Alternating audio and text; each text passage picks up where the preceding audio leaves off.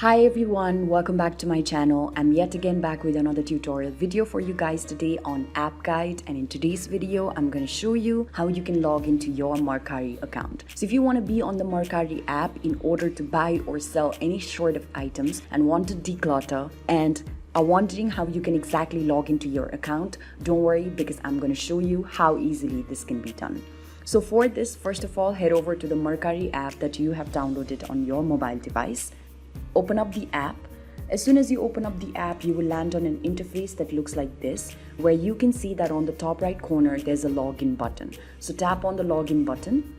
After you tap on the login button, you have a few options here. That is to either log in by entering your email address and your password, or logging in with Facebook or Google. So here, depending upon what you had used in order to sign up to your account, make sure that you select the particular option. So suppose if I had signed up using my email address, I'm just going to type in my email address in this section, and then after typing in the email address, also enter the password that you had earlier set for your account, and then tap on the login button. And in this manner, you'll be able to log into your Mercari account within a few seconds time. So this is basically how it works. It's quite a simple process, and I hope that with the help of this video, you'll be able to log into your own Mercari account.